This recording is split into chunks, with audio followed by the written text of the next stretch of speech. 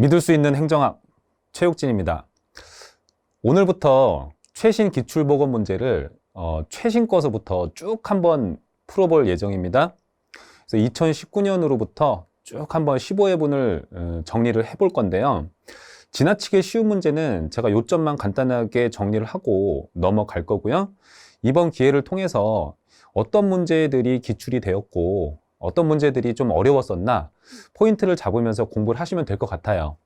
근데 전반적으로 봤을 때는 굵직한 거 위주로 나왔으니까 역시나 중요한 거 위주로 공부하는 게 중요하구나 라는 거를 틀림없이 느끼실 겁니다. 그 중에서도 이제 2019년에 치러진 2차 시험이 있습니다. 이게 이제 2019년 군무원 2차라고 제가 이름을 지었는데 요번 게 난이도가 조금 어려운 편이에요. 한번 여러분들이 수업을 듣기 전에 쭉 한번 시간을 재고 풀어보신 다음에 저와 함께 쭉 한번 풀어보는 과정을 또 거치고 나면은 그래도 훨씬 수월해질 거라고 선생님 믿습니다. 한번 1번부터 들어가도록 할게요. 로위의 정책 분류에 대한 설명으로 옳지 않은 것은, 로위라는 사람은 대단히 중요해요. 그러니까 여러분들이 공부를 잘 하셔야 되는 게 맞고요. 로위라는 사람이 정책 유형을 어떻게 구분했었다? 로제, 분규성 이렇게 정리를 했었다라는 거 암기하시고 계셔야 되는 거죠. 그래서 재분배 정책, 분배 정책, 규제 정책, 구성 정책 이렇게 구분을 했었어요.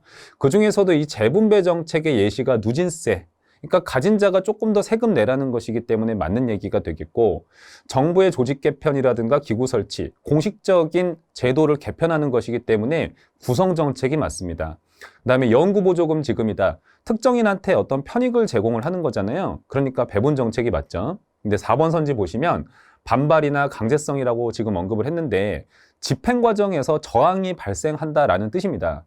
근데 배분 정책 같은 경우에는 이 분배 정책, 배분 정책과 같은 말이죠.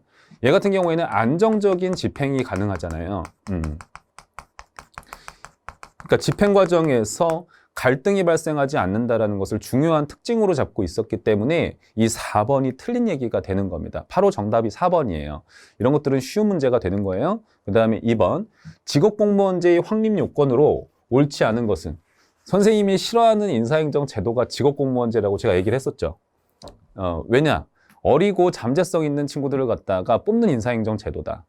그러니까 저는 어리지 않기 때문에 뽑힐 수가 없는 거죠. 그러니까 저는 이 제도를 별로 안 좋아한다 이런 얘기를 했었는데, 포인트는 뭐냐면은 직업공무원제도 같은 경우에는 젊고 어린 친구들을 갖다가 가장 조직의 하층부로 채용을 하는 것이지, 이 사람이 좀 능력이 있다고 해가지고 조직의 중간으로 채용하거나 절대 그러지 않습니다. 그러면은 신규 채용 시에 조직의 최하층부에다가 채용하는 방식을 뭐라고 얘기를 합니까? 인사행정 제도에서 폐쇄형이라고 얘기를 해요.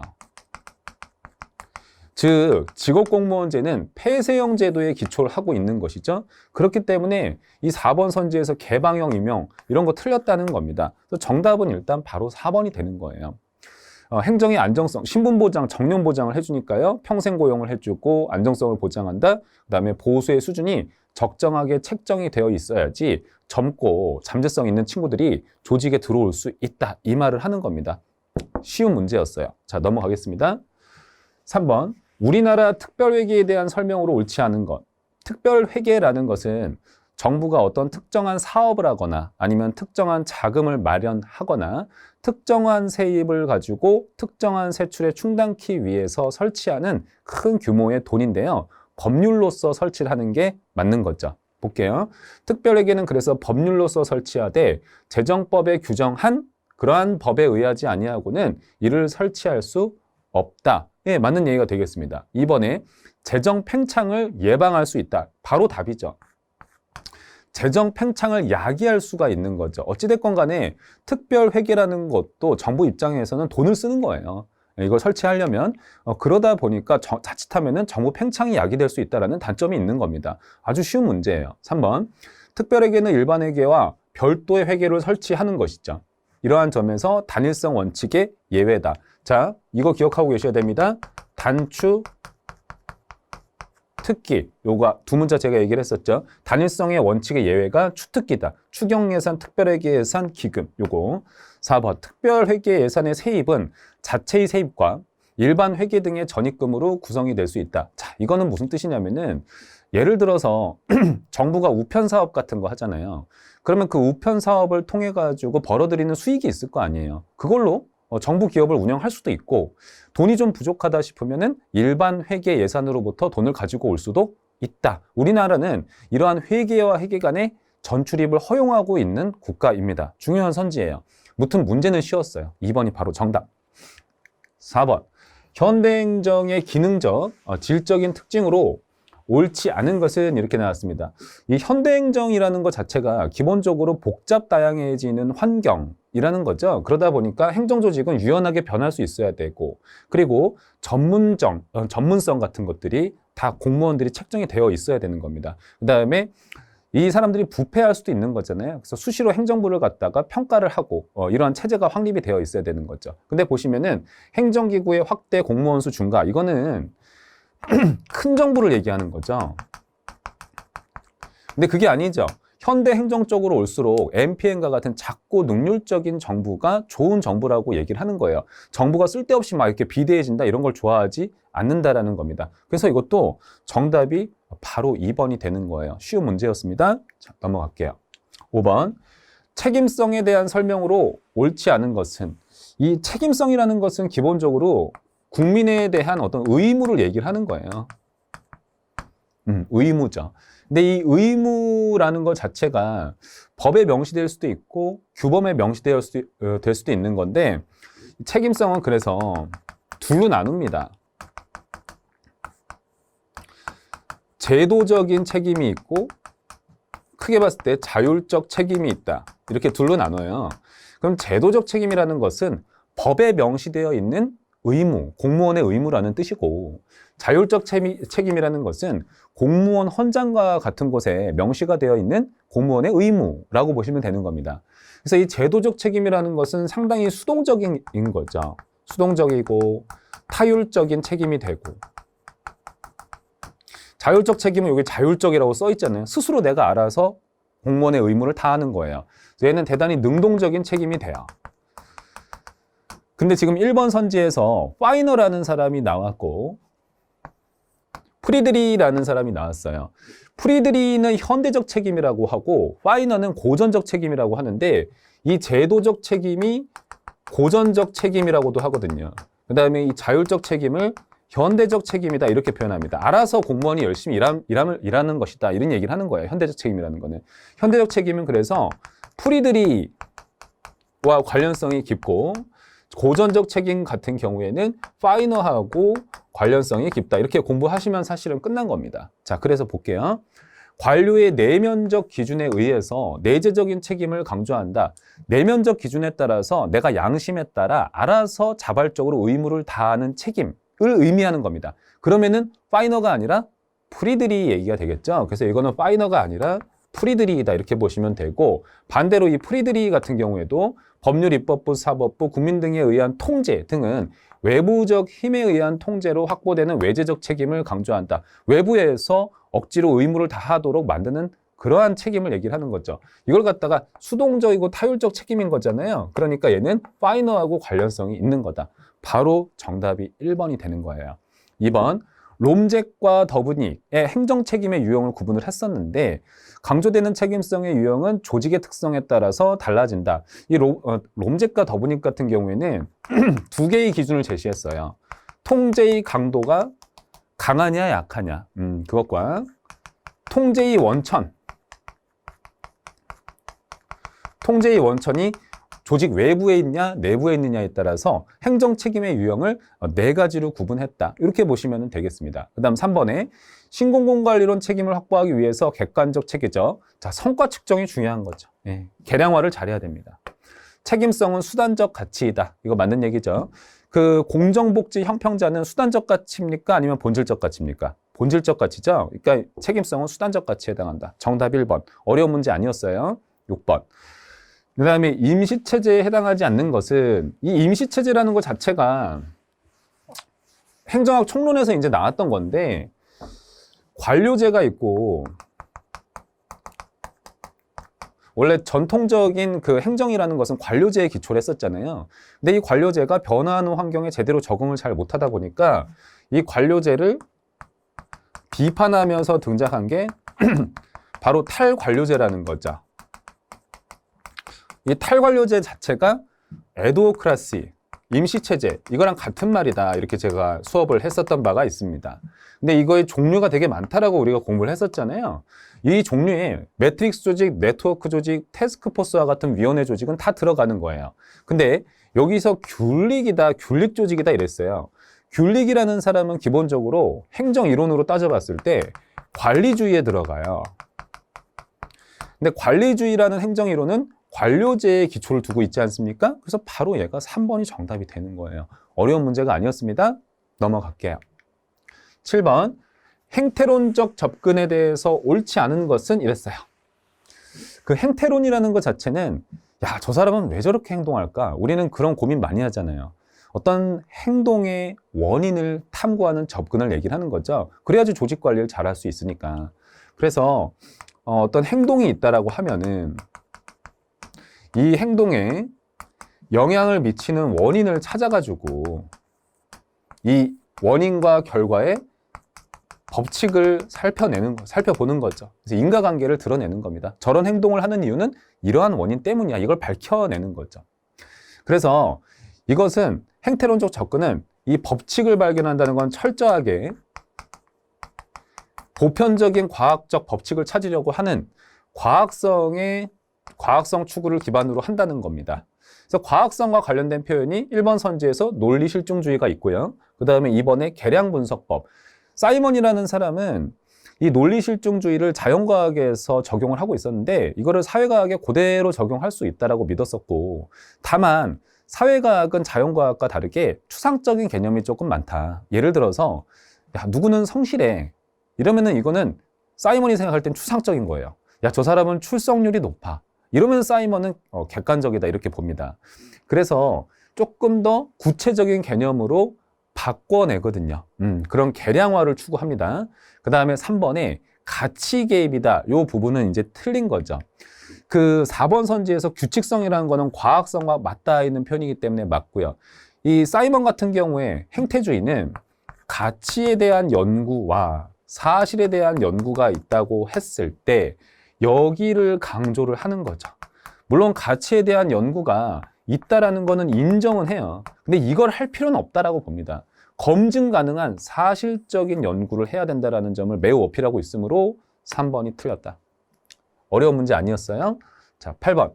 신공공관리론에 대한 설명으로 옳지 않은 것은 이 NPM이라는 행정관리 기법이라는 것, 행정관리 이론이라는 것은 기업의 운영 방식을 정부에 도입을 하는 거죠. 이 NPM은 공공선택론에 영향을 받은 면이 있기 때문에 조직 내부에서 공무원한테 자율성을 줍니다. 그리고 자율성, 즉 분권화를 하는 대신에 대가는 있어야 되는 거죠. 성과 책임은 묻는 거예요. 야, 요 내에서 네가 알아서 한번 해봐라.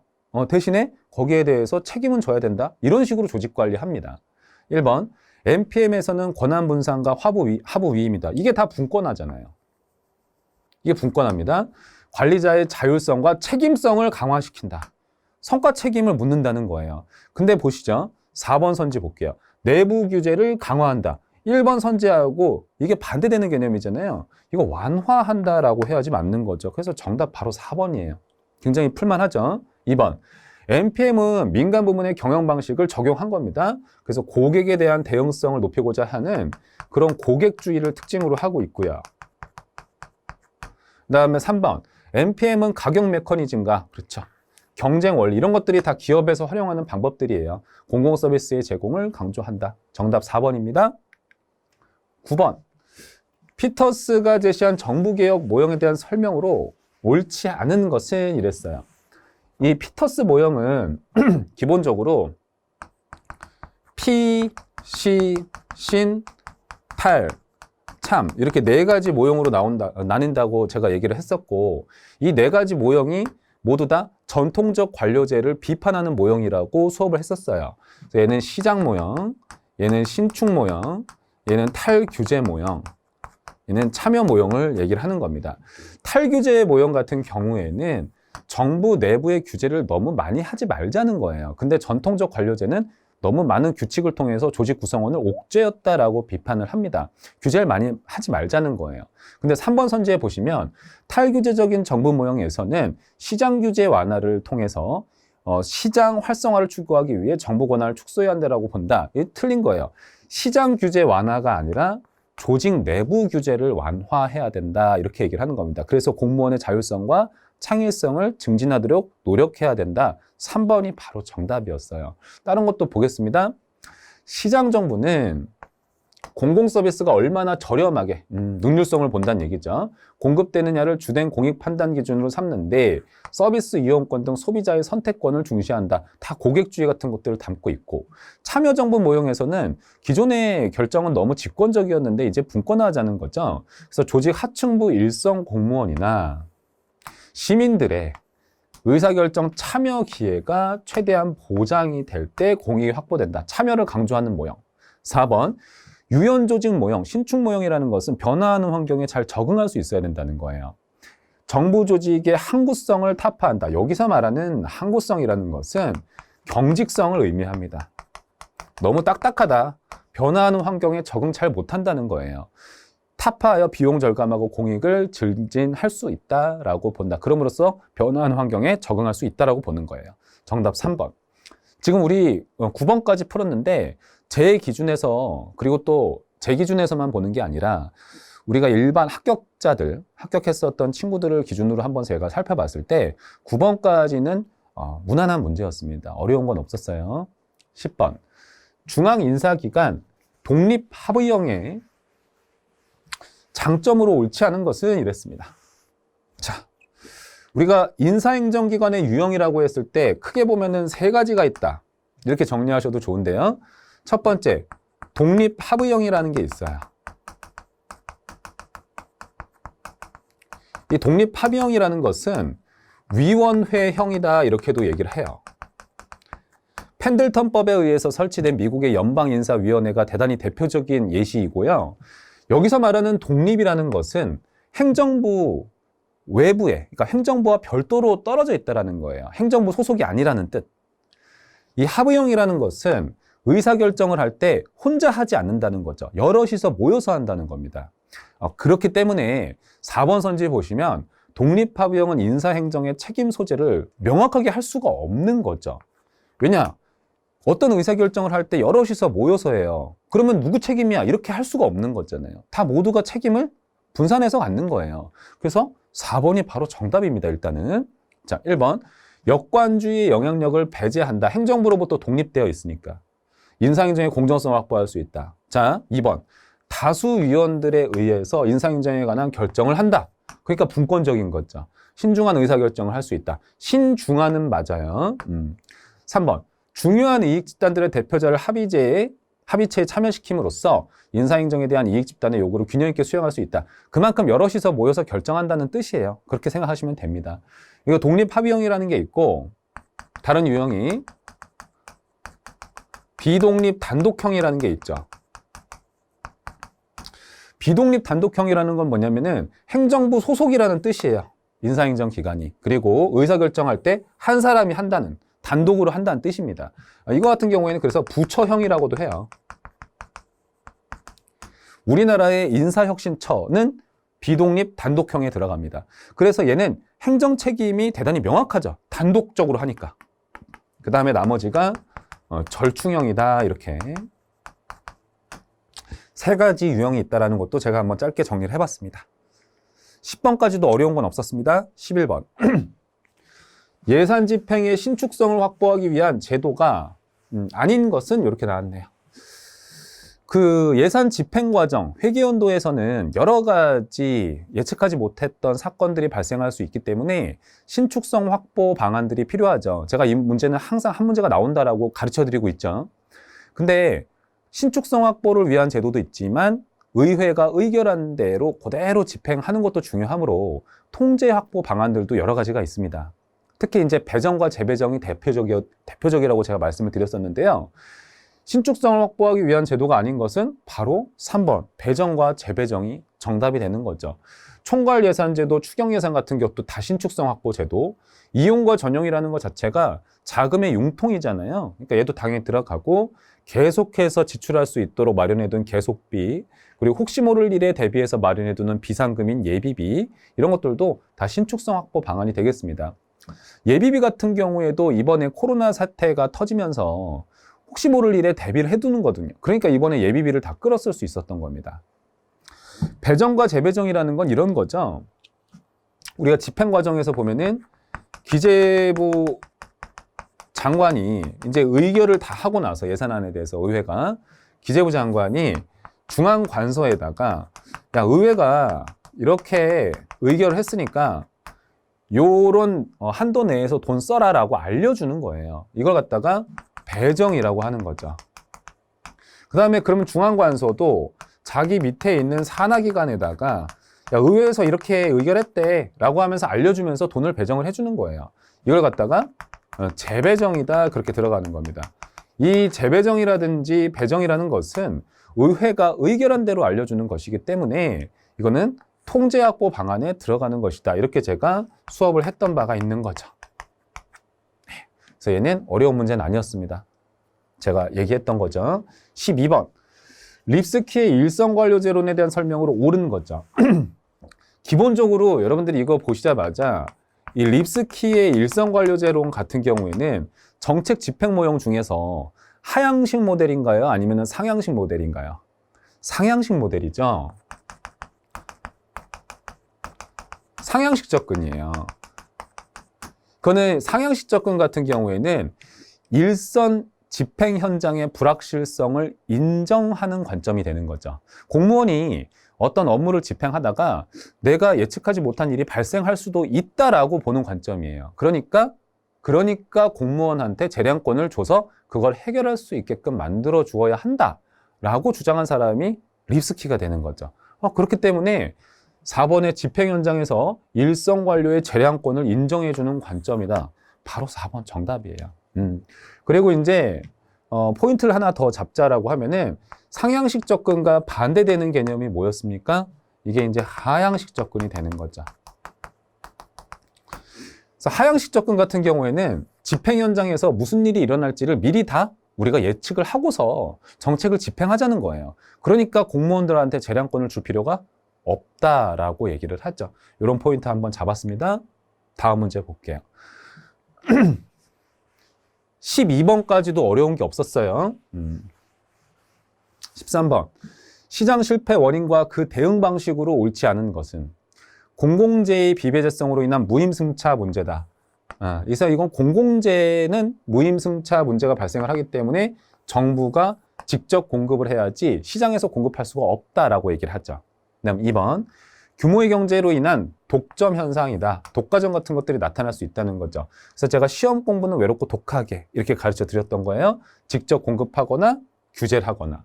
불완전한 정보다 이것도 제대로 된 정보를 제공할 수 있도록 보조금을 주든지 아니면 규제를 하는 방법이 있겠다. 시험 공부는 외롭고 독하게 해서 부자에 들어가는 거. 그 다음에 X비효율성, 바로 답이잖아요, 여러분. 그 X비효율성 같은 경우에는 정부 실패 원인이죠. 생산 과정에서 발생하는 낭비 현상을 X비효율성이라고 하고요. 정부 실패 원인은 제가 두 문자로 뭐라고 설명을 했었냐면은 정부 내 파원비 제곱 이렇게 가르쳐 드렸죠. 근데 이 B는 제곱이니까 두 가지가 있다는 거죠. 그 중에 하나가 X비효율성이라는 게 있다는 거. 이 X비효율성에 대한 정부 대응 방식은 뭐였냐면은 민, 보, 규 세 가지가 있었습니다. 그래서 민영화, 보조금 삭감, 규제 완화 세 가지가 다 정부 대응이 될 수 있다는 거죠. X비효율성에 대해서. 그 다음에 나머지 다른 하나의 B가 비용과 편익의 괴리 현상이죠. 이렇게 정리를 제가 짤막하게 해봤어요. 이것도 쉬운 문제죠. 꼭 맞추셔야 되는 겁니다. 자, 그 다음에 14번 문제를 보도록 하겠습니다.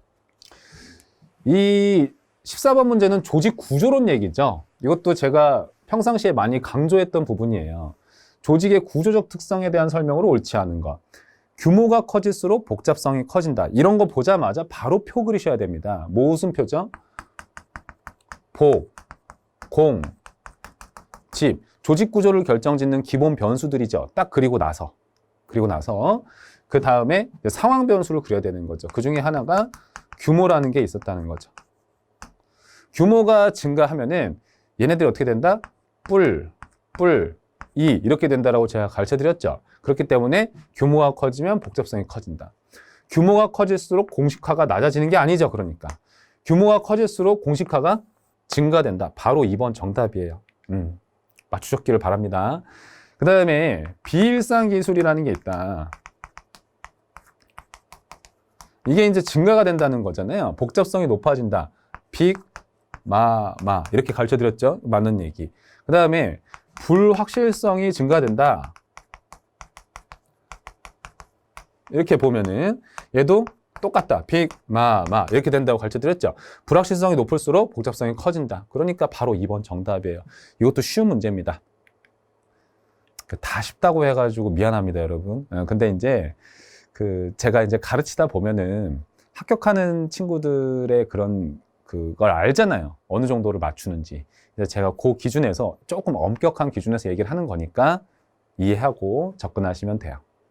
15번 문제는 난이도는 어려운 문제는 맞아요. 난이도는 어려운 문제는 맞지만 제가 이 얘기를 갖다가 공직자윤리법을 수업을 할 때 강조했던 바가 있었던 문제가 되거든요. 한번 보도록 할게요.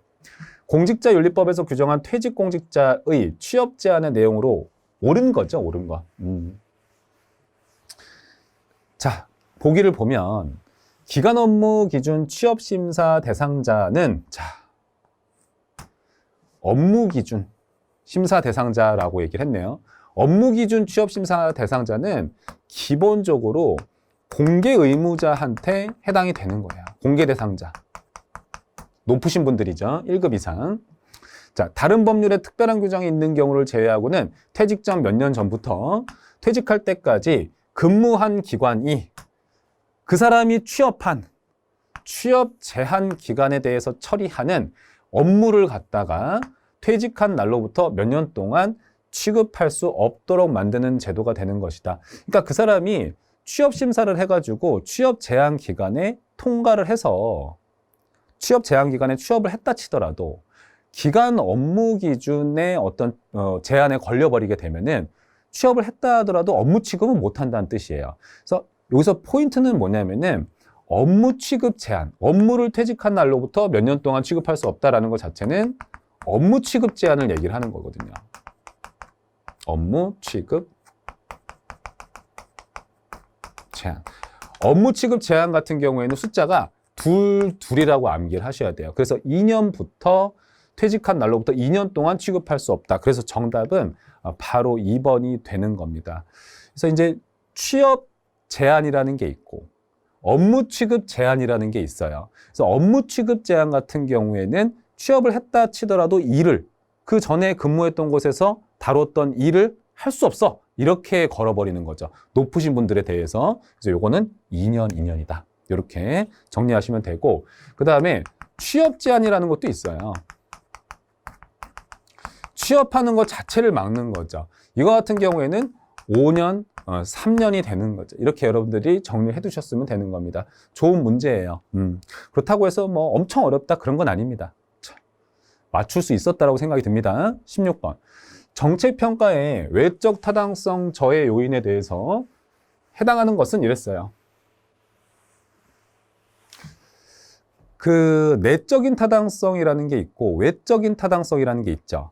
내적인 타당성이라는 것은 인과관계의 정확성인 거예요. 특정한 원인 때문에 현상이 발생한다면 그건 내적 타당성이 높다. 이렇게 들어가지만 이 외적인 타당성이라는 것은 일반화 정도거든요. 일반화. 어떤 법칙을 만들어냈는데 이거를 다른 조건에서 적용을 했을 때 어느 정도 일반화 가능한가를 보는 게 외적인 타당성이라고 보시면 되는데 이거를 저해하는 요인을 시험에서 이렇게 보고 있죠. 이거는 바로 우리가 공부한 대로 체크하면 됩니다. 지금 3번 선지에서 크리밍 효과라든지 호손 효과 같은 경우에는 외적 타당성 저해 요인에 대표적인 것들이에요. 그래서 바로 정답이 3번이 됩니다. 자, 이제 용어 해설을 할 텐데 크리밍 효과라는 거는 우리가 선발 요인이라고도 해요. 그러니까 표본의 대표성이 부족한 거죠. 이런 현상이고, 호손 효과 같은 경우에는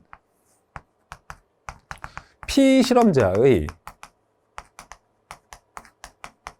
인위적인 행동이죠.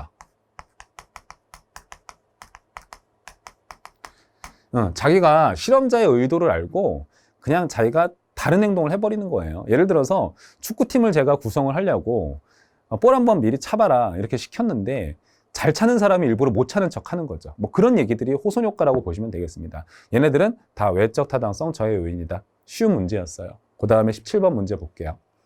통일성 원칙에 예외에 해당하지 않는 것은 이렇게 나왔습니다. 보자마자 어떻게 해야 됩니까? 응?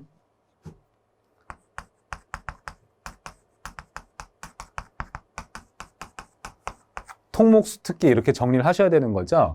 여기가 예외가 되는 거예요. 보시면 여기 기금, 특별회계 예산, 수입대체 경비, 목적세 이렇게 나오지 않았습니까? 근데 이제 추경 예산 여기가 들어가지 않죠? 그렇기 때문에 바로 정답 1번입니다. 바로 넘어갈게요. 18번. 전자거버넌스의 의사결정 방식에 해당하는 것은 이랬어요. 요 문제는 어려운 문제예요. 요거는 난이도가 있는 문제가 되겠습니다. 근데 이제 이게 난이도가 있다는 게 이렇게 이런 게 있어요. 되게 좋은 문제이면서 어려운 문제가 있고, 이거는 좋지 않은 문제인데 낯설어서 어렵다 이런 것들이 있습니다. 18번은 후자에 해당하는 거예요. 이런 것들은 어떤 이론적인 내용을 볼 필요는 전혀 없고요. 그냥 문제를 통해서 간략하게 익히는 수준으로 보시면 됩니다. 이거를 우리가 행정학에서 선생님은 일회성 문제라고 얘기를 해요. 자주 나오는 문제도 아니고 낯선 문제입니다. 기본적으로 전자 거버넌스의 의사결정 방식에 해당하는 것은 이랬어요. 우리가 거버넌스라는 것은 현대사회의 행정을 얘기를 하는 거잖아요. 현대사회의 행정은, 즉 거버넌스 같은 것들은 집권화되어 있으면 절대 안 됩니다. 기본적으로 분권적이어야 돼요. 그래서 1번 소수 이런 것들이 나오면 안 되는 거죠. 소수의 합의적 결정. 소수라는 표현이 나오면 안 돼요. 근데 이제 2번과 4번의 차이를 가지고 보시면 되는 건데, 확산된 분권적인 의사결정이다. 이거는 그냥 거버넌스에서의 의사결정 방식이라고 얘기를 하고요. 이 2번 선지 같은 경우에는 전자거버넌스에서의 의사결정 방식이다. 그렇게 얘기를 해요. 문제를 통해서 익혀둡니다. 기본적으로 다 다수가 관련이 되어 있고 분권적이다. 이런 표현은 똑같습니다. 근데 이제 통합적 의사결정이라는 건 무슨 뜻이냐면은 전자거버넌스라는 것 자체가 인터넷 환경에서의 어떤 의사결정 방식을 얘기를 하는 거거든요. 모두가 합의해서. 근데 전자적인 체계에서는 사람들의 견해를 취합하기가 되게 쉽다는 거예요. 그렇기 때문에 다수의 통합적 의사결정 이렇게 봅니다. 그래서 정답은 2번이고요. 확산된 분권적 의사결정이다. 요거는 거버넌스와 관련된 표현이다. 시험 문제로만 익혀둡니다. 요거는 틀릴 수도 있다라고 선생님이 얘기를 하고 싶어요. 넘어가겠습니다. 19번. 2019년 현재 세금을 납부할 의무가 있는 납세 의무자와 그러니까 납세 의무자와 세금을 최종적으로 부담할 담세자죠. 이게 일치하지 않는 국세다. 이렇게 얘기를 했네요. 그러니까 지금 이 얘기는 뭐냐면은 국세인데 기본적으로 의무자와 담세자가 일치하지 않는다라는 것 자체는 간접세를 찾으라는 얘기예요. 네. 예를 들면은 부가가치세 같은 것들이 그렇잖아요. 우리가 이제 음식 같은 거 먹고 부가가치세 거기에 붙어 있잖아요. 근데 그 세금을 직접 내는 사람은 그 가게 주인이 되는 거죠. 이런 걸 간접세라고 하는 거예요. 그래서 간접세다. 요거를 찾으라는 거예요. 국세 중에서. 근데 보니까 기읍번의 재산세하고 디귿번의 담배 소비세 같은 경우에는 얘는 지방세예요. 그러니까 기업과 디귿은 벌써 딱 틀렸다 이렇게 들어가셔야 됩니다. 그렇기 때문에 1번 틀렸고, 네, 2번 틀린 거죠. 그다음에 부가가치세 같은 경우에는 이게 이제 간접세에 해당이 되는 거잖아요. 그러니까 니은번은 맞는 거죠. 따라서 바로 정답 3번이에요. 어렵게 가실 필요가 없는 겁니다. 바로 3번인데, 그래서 주세 이것도 다 간접세고요. 그다음에 개별 소비세, 뭐 명품 개별 소비세라든지 담배 개별 소비세라든지 이런 것들은 다 간접세예요. 이 종부세 같은 경우에는 국세는 맞아요. 그런데 얘는 직접세죠. 직접 내는 거죠, 본인이. 그래서 니은, 리을, 미음이 되겠다. 어려운 문제 아닙니다. 20번 문제 들어갈게요. 2019년 현재 국가공무원에는 있지만 지방공무원에는 없는 공무원은 이랬네요. 1번, 고공단에 속하는 공무원. 아, 문제가 너무 쉽네요. 바로 1번이죠. 제가 이 고위공무원단은 지방직이 될 수 없다라고 했어요. 지방자치단체장이 임명할 수가 없다는 뜻이에요. 얘는 국가직이에요. 그래서 국가공무원에 있지만 지방공무원에는 없는 공무원. 바로 1번이 정답이죠. 리뷰할 그럴 게 별로 없다고 생각합니다. 20번 같은 경우에는. 제가 20번까지 쭉 한번 봤는데요. 18번 하나만 낯설었어요. 21번. 2019년 현재 국가재정법상 옳지 않은 것은 정부는 재정운영 효율화와 건전화를 위해서 매년 당의 회계연도로부터 5회계연도 이상의 기간에 대한 재정운영 계획을 수립하여 회계연도 개시 120일 전까지 국회에 제출해야 된다. 예, 맞습니다. 이 회계연도 개시 120일 전까지 국회에 제출하는데 이 재정운영 계획을 뭐라고 얘기를 하냐면은 국가재정 운영 계획이라고 얘기를 하죠. 이거 기재부 장관이 수립을 합니다. 자, 2번. 기재부 장관은 국가재정 운영 계획을 수립한 때에는 이렇게 나오네요. 관계 중앙관서의 장과 협의해야 된다. 이거 무슨 뜻이냐면은 중앙관서의 장이 중기사업계획서를 갖다가 기재부 장관한테 1월 31일까지 다 제출하거든요. 그러면 기재부 장관이 이걸 다 종합을 해서 만드는 서류가 국가재정 운영 계획이에요. 그러니까 2번 선지 맞다. 3번. 예산안을 회계연도 개시 전 90일 전까지 국회에 제출한다. 너무 쉽네요. 이거 90일 전이 아니죠. 120일 전입니다. 그래서 3번이 바로 정답입니다. 이게 포인트가 뭐가 있냐면은 국가재정법상이에요. 그러니까 120일 전이에요. 90일 전까지 나와 있는 건 헌법입니다. 4번. 기재부 장관은 대통령령이 정하는 사업으로서 세부 내용을 미리 확정하여 곤란한 사업의 경우에 총액으로서 예산에다가 계상할 수 있는 권한이 있죠. 총괄 예산이라고 하는 겁니다. 신축성 확보 방안에 들어가고요. 넘어갈게요. 22번. 우리나라의 광역행정 방식으로 옳지 않은 것은 이렇게 나왔네요. 문제가 너무 쉽군요. 22번도. 이 사무위탁이나 행정협의의 조합 방식이라는 것은 우리나라 광역행정 방식으로서 공동처리 방식에 들어가요. 이 공동처리 방식은 실정법에 명시가 되어 있는 방식으로서 위탁협의의 조합 방식도 있지만 이거 말고 한 가지 더 있는 게 뭐 있어요? 지금 빠진 게 지방자치법에 있는 것 중에서 행정협의체 방식이라는 게 있죠. 그냥 협의체 방식.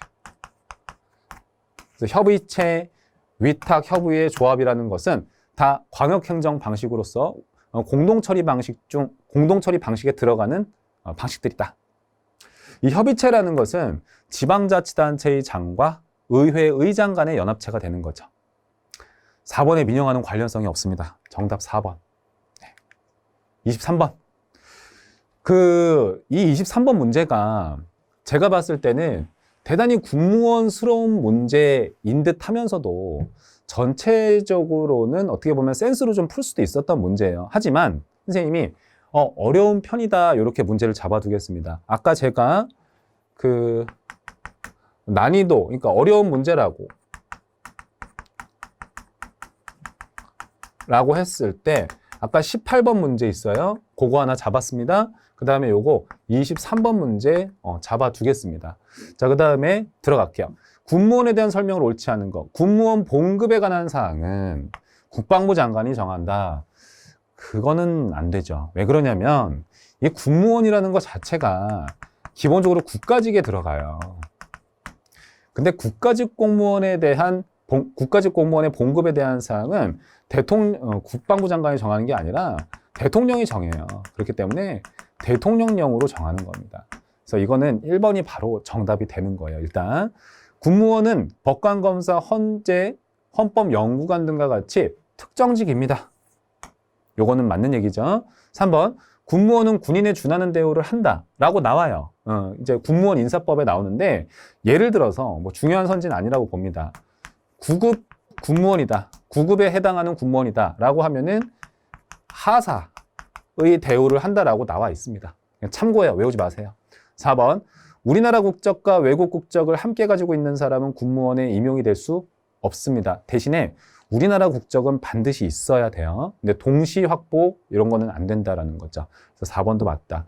그래서 여러분 이거 봤을 때 제가 보면은 제가 해설에다가 자세히 군무원 인사법에 대해서 나열을 하긴 했는데 1번 선지하고 뭐 4번 선지하고 정도만 문제를 통해서 챙겨두는 걸로 충분합니다.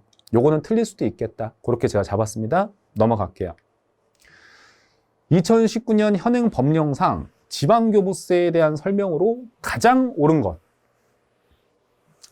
경기도는 주민들에게 소방안전교부세를 부과한다고 했네요. 이거 세목이 아니잖아요. 이건 무조건 틀렸죠. 여러분 이거 기억하세요. 그러니까 지방교부세가 있잖아요. 지방교부세가 뭐예요? 재정이 취약한 지방자치단체한테 중앙정부가 도와주는 돈이에요. 근데 이거를 경기도에서 지자체가 부과한다? 말이 안 되는 겁니다. 이 지방교부세에는 크게 4가지가 있다고 제가 가르쳐 드렸습니다. 보특, 부소. 4가지가 있죠. 근데 4번 선지 볼게요. 세종시는 주민들에게 분권교부세를 부과한다. 분권교부세라는 것 자체가 지방교부세에 포함이 안 돼 있어요. 4번 틀렸어요. 자, 2번. 광주광역시는 특별한 교부세가 교부될 수가 없다. 교부될 수가 있죠. 근데 예를 들어서 제가 설명을 하겠습니다. 이 보통교부세 같은 경우에는 우리가 지자체에다가 돈을 줄 때 중앙에서 재정력 지수를 기준으로 해요. 그러니까 나가는 돈 대비해가지고 들어오는 돈이 얼마냐를 기준으로 해서 도와준다는 뜻인데 재정력 지수가 만약에 1 미만이라면 중앙에서 지방자치단체한테 돈을 준단 말이에요. 근데 이 특별한 교부세 같은 경우에는 보통 교부세하고는 별도로 특정한 사유금만 있다라고 하면은 이제 중앙에서 지원을 해주는 돈이에요. 예를 들어서 자연재해 같은 것도 해당 사유가 돼요. 그러니까 특정 사유만 해당이 된다라고 하면은 교부를 받을 수가 있는 거예요.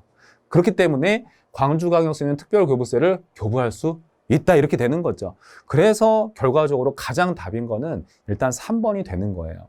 근데 3번 선지는 되게 어려운 선지입니다. 공무원 7급에서도 이거 안 나온다라고 보시면 돼요. 하지만 다른 게 명백하게 틀렸기 때문에 이게 답이다 이렇게 접근하셔야 됩니다. 인천광역시는 부동산 교부세가 교부될 수 없다라고 나왔어요. 그러니까 지방교부세법 시행령에 보면은 이 부동산 교부세를 교부받을 수 있는 지자체라는 것은 시, 군, 구와 제주도 그리고 세종시가 받을 수 있습니다. 이렇게 나와요. 그래서 인천광역시는 교부될 수가 없다. 3번이 정답이 되는 겁니다. 이 3번 선지가 중요한 선지는 아니에요, 사실은.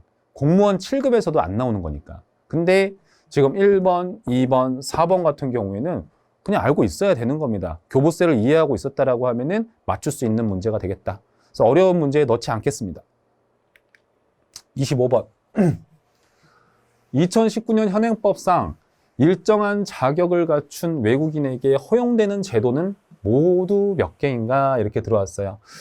요거 같은 경우에는 사실 우리가 다 배운 부분이 있기는 하면서도 이걸 한 번에 일괄적으로 1개, 2개, 3개, 4개 이런 식으로 낸다는 것 자체가 어려운 편이에요. 그렇기 때문에 25번도 어려운 문제로 제가 잡아두겠습니다. 3문제예요. 자, 보시면은 기본적으로 공공기관 정보공개에 관한 법률에 따른 정보공개 청구, 외국인도 할 수 있다라고 우리가 공부를 한 바가 있고요.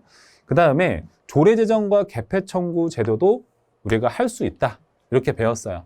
근데 보시면 주민감사 청구에는 되어 있지가 않아요. 그러니까 해당 지자체의 사무 처리가 법령 위반이거나 반공익일 때, 공익을 현저해야 할 때 해당 지자체의 주민들은 시도지사 혹은 주무부 장관한테 감사를 청구할 수 있다라고 나오거든요. 그래서 요거는 외국인에 대한 얘기가 없습니다. 그리고 소송도 따라서 없는 거예요. 이건 왜 그럴까요? 이 소송이라는 것 자체가, 주민소송제 자체가 주민감사 청구를 갖다가 전심 절차로 하거든요. 그러니까 얘네 하나의 세트예요. 얘가 안 되면 얘도 안 되는 거죠. 그래서 디귿과 리을은 다 틀렸습니다. 그 다음에 주민투표, 얘도 되고요. 주민투표 소환도 다 됩니다. 사실은 주민 투표도 주민 소환이랑 하나의 세트라고 보시면 돼요. 얘네들도 다 투표를 통해 가지고 결정을 하기 때문입니다. 그래서 기읍과 니은과 미음과 비읍은 맞아서 정답은 4번 4개가 되겠다. 이렇게 보시면 되겠습니다. 선생님하고 45분 동안 이렇게 2019년 2차에 치러진 문제를 한번 풀어봤는데요. 제가 판단을 해봤을 때는 제가 보수적으로 봤을 때 이렇게 3문제 정도를 제외하고는 그래도 맞춰야 되지 않나라고 보는 게 선생님 견해예요. 행정학이 어느 정도 잘 되어 있다라고 한다면, 그래서 뭐 예를 들어서 점수를 우리가 생각해 본다라고 하면은 12점이니까 88점 정도 나왔다라고 하면은 굉장히 우수한 사람이다. 저는 이렇게 판단을 할 것 같습니다. 다음 시간에 뵙도록 하겠습니다. 감사합니다.